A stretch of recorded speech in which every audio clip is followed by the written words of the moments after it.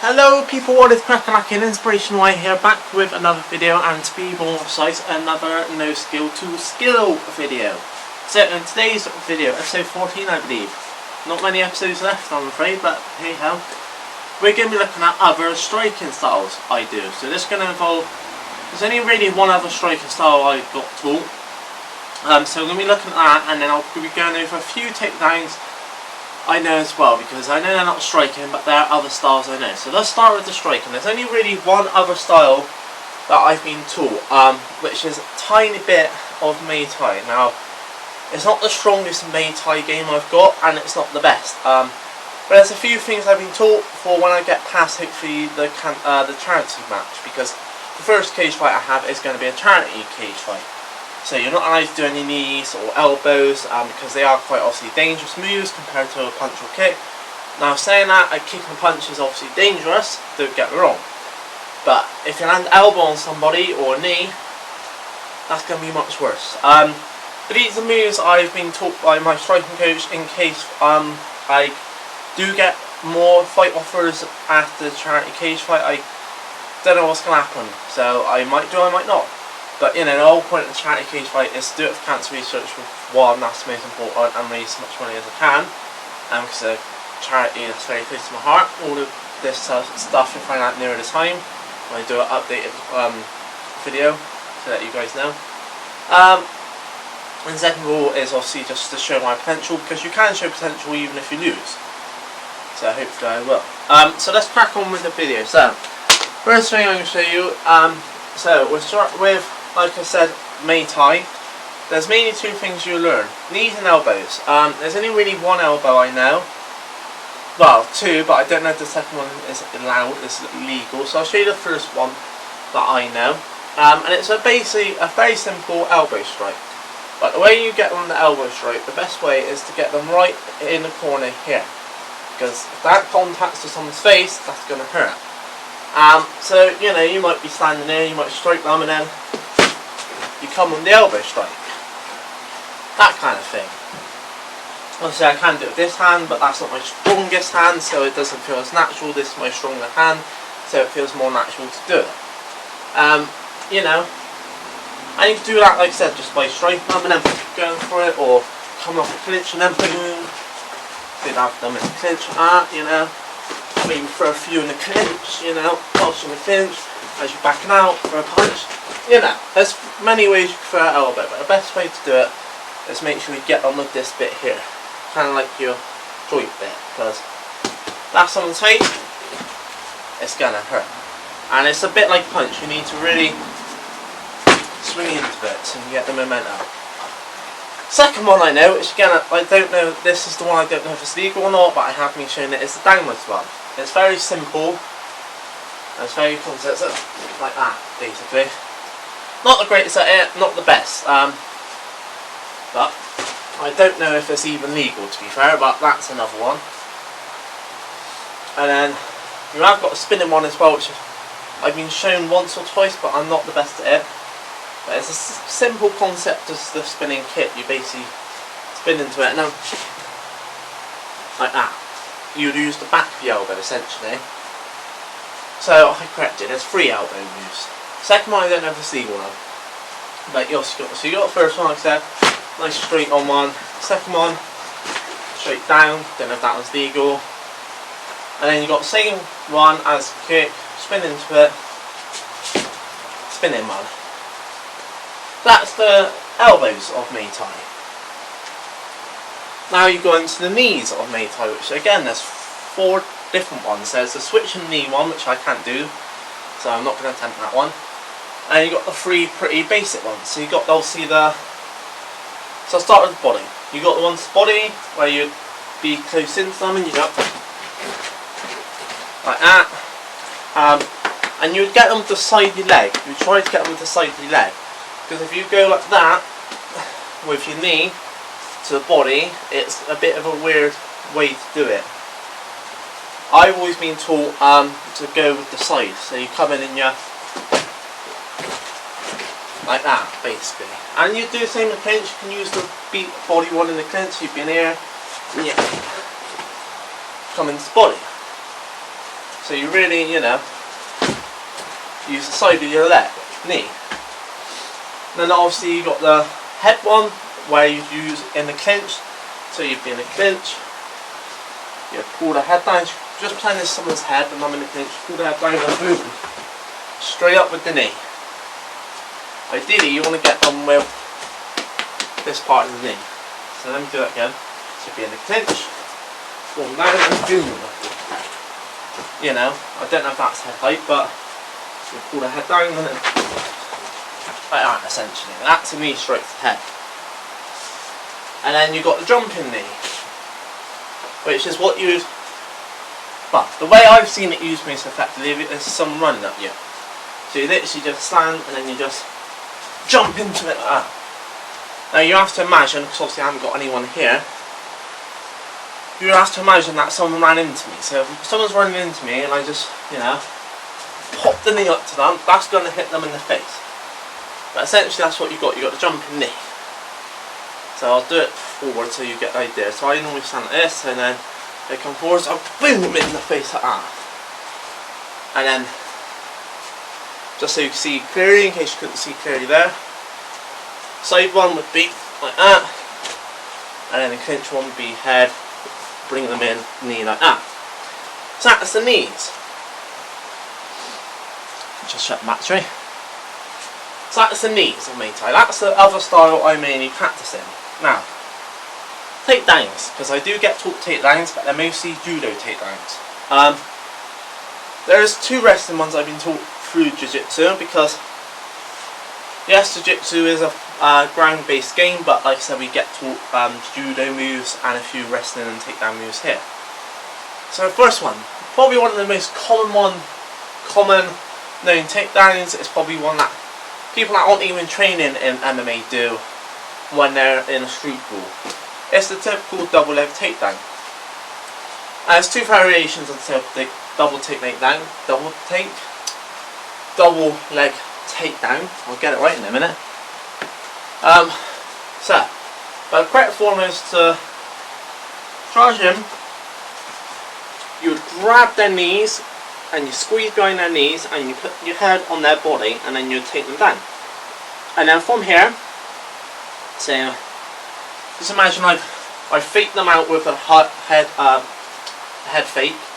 So if I'm going head, duck down, drive in, and then you grab their knees, behind their knees. So let me just move the camera. So then there's someone's legs. So I drive in, you squeeze, and then you either push them down, use the momentum from the push, and push them down, or you would lift them, which I'm not going to do with this bag, it's heavy, but you'd lift them, turn to the side, and then smash them into the ground. That's the two kind of double leg takedowns. So, like I said, come in here, you squeeze the legs, and then you'd either push forward and that would just push them to the ground, or you'd lift them up and slam them. Thing with this double leg takedown is head. Make sure your head is on the side of their body like this, because if you leave the head open like that, and trust me I know because I've been practicing in jiu-jitsu yesterday, you'll get caught in a neck, a standing guillotine, and it hurts it hurts. It's not very comfortable and it's very uncomfortable, and it's very easy to get it in there and get it done. Like I said, it's one we was practicing in jiu-jitsu yesterday. So that's why you always got to make sure you go for double leg takedown. You've got your head on their body, because as you can see, their arms will be either here or there, to the side of them, and that's when you'd go for the head one. But if you've got your head to their body, they can't grab it. Whereas if your head's here and you're going for it, that's where they can grab it. That's a common mistake a lot of people make, so you make sure you keep your head to their body. Now a single leg takedown. Again, this is used in wrestling. I don't know if this is the way they get taught in wrestling, but this is where I get taught to do it in jiu-jitsu. So, kind of the same thing as a double. You drive in, push them back. and instead of grabbing both legs, you would grab the one leg, and then you would twist in, not twist in, so you grab the one leg and then you'd adjust your body so you can put the leg in between your legs, hold it with your legs. I know this isn't the best way of showing you, but I haven't got anyone to show you with this with. So you put your leg in there. So as I was saying, so you drive in, same way as you do a double takedown. Single leg, but you do it in quick succession, you do it quickly as well. Grab that one leg, put it in the middle of your leg, and you'd push forward. And then because obviously you got their leg, they'll be hopping on one leg, so they'll be like that. They'll be hopping. And then because they're hopping and you got their leg in between your leg, that's when you would turn around, drive forward, and eventually they would either fall over or you just grab the other leg. But it's still a single leg takedown because the way you set it up is like I said, you drive in, grab the one leg, again with the hair make sure it's against their body so they can't grab it and put your guillotine choke. You drive in, grab their leg, quickly put it between your leg, and you drive them forward and grab the other leg as you drive forward with the other spare hand. Or you can trip them, but that one takes a bit more skill. And that's a single leg takedown. So, a single and double leg takedown. Like I said, the double leg takedown is pretty standard. Single leg, I don't know if they teach it in a different way in wrestling, but that's how we get taught to do it in jiu-jitsu. You drive in, trap their knee, push them forward so you can grab their leg. As you're pushing forward, grab the leg, put it in between your leg, turn, drive them again forward, and then grab the other leg with your hand or trip them. How to get taught in jiu-jitsu. So, one of the other ones. This is one you will only get taught in judo or jiu-jitsu, I would imagine, is the standard hip throw. So imagine someone's here and I got them, yeah? Hip throw is basically you turn, I don't think this is the right hand position, but anyway. So you'd turn,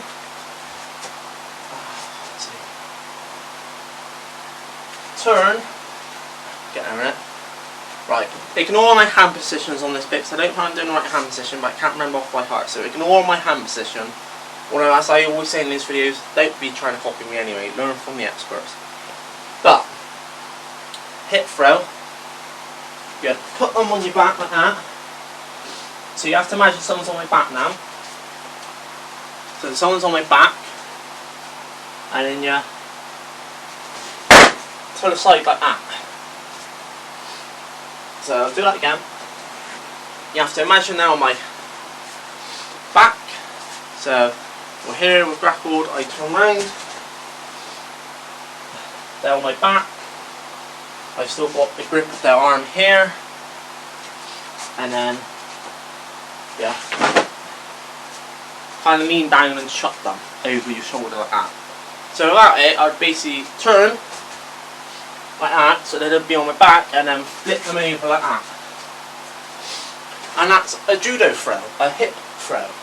Very common thing to learn in jiu-jitsu. So, and this is just a little taste of some of these moves, because there's tons of grapples I get taught in jiu-jitsu, but I'm not going to go over all of them because we'll be here for an hour. So another one. This one's a bit of a sacrifice one because it does put you on your back. But if you're confident on your back, then this one's not really an issue. But what you do essentially is you grapple them, you get them to bend. So bend like that. So pretend my person in front of me is bent. You put your leg on their shoulder, which obviously I can't really do. So let me go this way. So, let me do it this way for a minute. So pretend this is the person. I've got him to bend forward. That's his hip there. And then, let me try that again. So I've got him to bend. You put your leg on their hip. And then you go on your ass. Obviously a lot more controlled than that. I move the camera down. Got the hip, and then I would go out. Can't really do it with a dummy, but you get the point. So I'll do it without a dummy. So I've got leg on their hip. I would go down onto my right ass cheek, and my leg would still be on their hip at this point. And then that's when I yank them down and then go into cross, which is why I said it's a bit of a sacrifice one, because you end up on your back but then they end up in your guard, so it's a bit of one of those ones. So as I said, yeah, pull them forward on the hip. You would slowly, whilst holding them, you still hold them. So you've got to pretend my person's with me. Hold them. So I've still got him. Legs still on the hip. Yank him down. Cross the legs. I'm not entirely sure on the proper name for that one, but I call it a sacrifice throw, because you're basically sacrificing your back for it. So I hope you enjoyed this video. I tried my best to make it as good as I can with obviously what I got, but as I've said with these videos plenty of times, don't try and follow my advice or do it without proper training. And second of all, I haven't got the people here to do this kind of stuff with, so it's kind of just me by myself. But I hope you enjoyed that. And that's the other styles that I do, so that's standing up, a few other strikes I know, and a few takedowns. Like I said, there's plenty more takedowns I know. There's another sacrifice throw I can show you. There's another hip throw. Those others, but I'm not going to do them because we'll be here all day. But I hope you enjoyed that. I'll be back Sunday with my body transformation video. A Gaming channel, make sure to check that out, because that's going to be a lot of stuff posted on that channel this week. A Gaming 2 channel, should I say. I will be uploading. Yesterday I would have uploaded Watch Dogs reaction trailer. Today I would upload a PS5 reaction trailer. And weekend I got All Stars WWE Battlegrounds coming, so I'll be playing that on Friday. And some more NBA for you guys. So with that said, I hope you enjoyed this video. Make sure to check out Gaming 2. Hope you look forward to my body transformation video. If you could sub, that'd be amazing. I'm 20 away from 500. And remember, as I promised, if I get to 500, I will be doing the world's hottest Dorito chip, whatever you want to call it. I'm trying to hold it for 5 minutes without taking any milk. That is my promise if I get to 500. But anyway, we could do this. Yeah, so I've been Inspirational. Hope you enjoyed this. I'll see you later. Cheers. Bye.